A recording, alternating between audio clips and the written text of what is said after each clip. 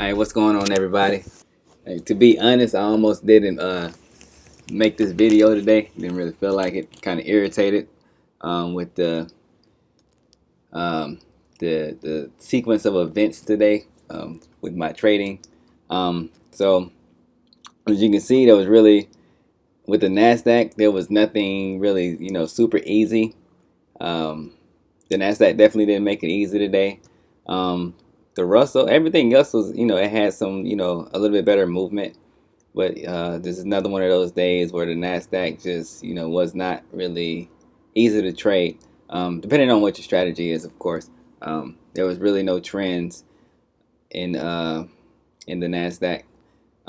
We still got some more time left in the day, but as of right now, we still look a little. We're still looking range bound. So, all right. So getting into the Nasdaq, get this out the way and get my charts fixed.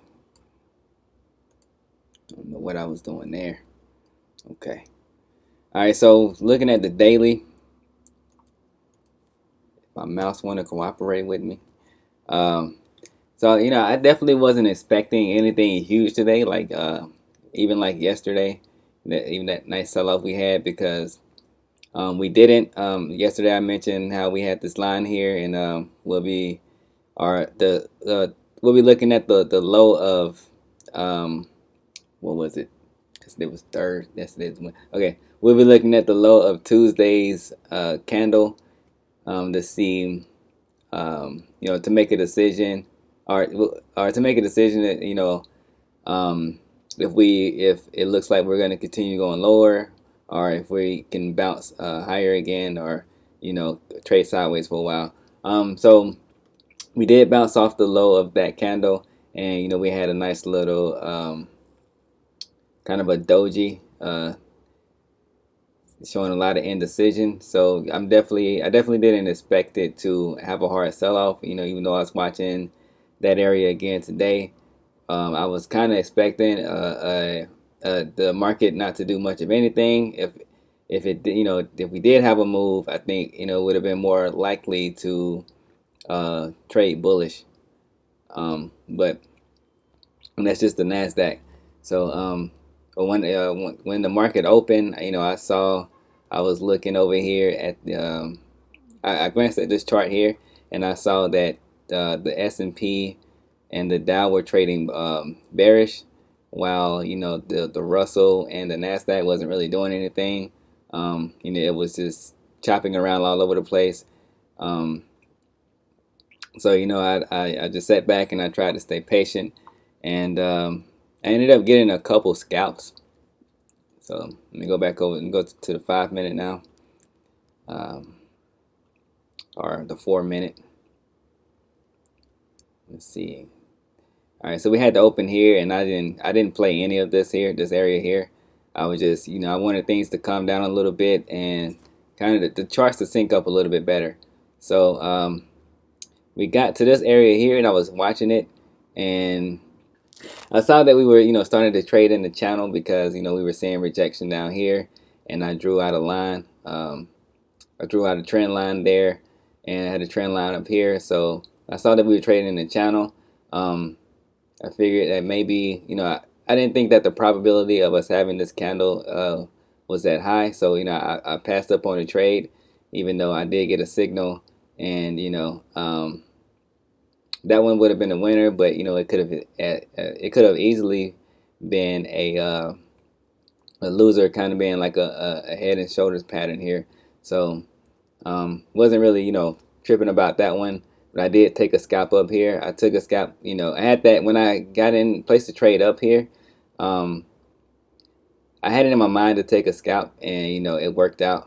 I took a scalp somewhere else. I can't remember exactly where. I closed down Sierra chart already.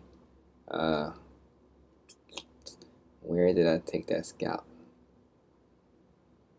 I think I took the scalp right in this area here. Yeah, I took it here just because I got a signal. I didn't with how we swung down and we swung immediately back up, and then plus how the S&P and the Dow were trading bearish. I didn't think that that was really going to be a move, but I got the signal, so I went ahead and took it with taking a scalp in mind, and I took a scalp there. So by the second trade, I was up about about $110, and I was waiting for it to roll over again and break out of this channel. If I had to draw it, all right. So let me draw this out. Let's see.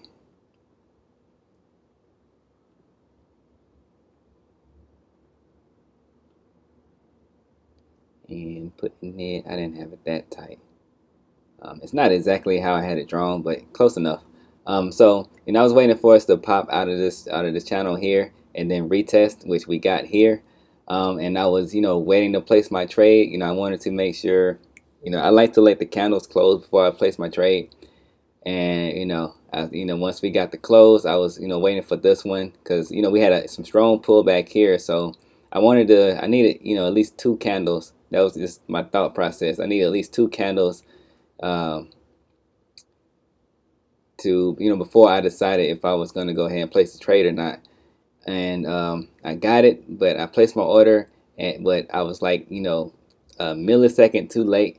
And by the time the order went through, the price had already passed it. So my order got rejected, and I didn't get in.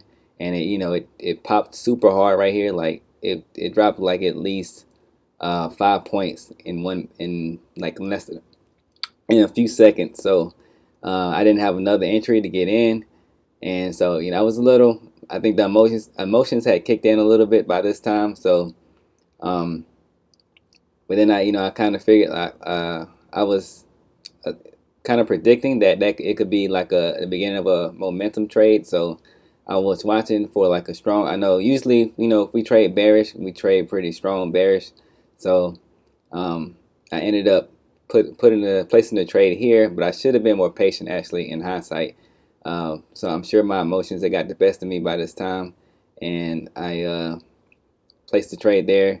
It got filled in and turned around immediately, and I got stopped out after not too long, putting me down $10 for the day. So uh, yeah, so um, I got upset after that, and I didn't really. I've been watching it for a while, but I didn't see there wasn't really any other opportunity. We traded back up here, and I don't really the way my strategy works. It doesn't take advantage of these um, like days where we have a lot of range bound um, price action.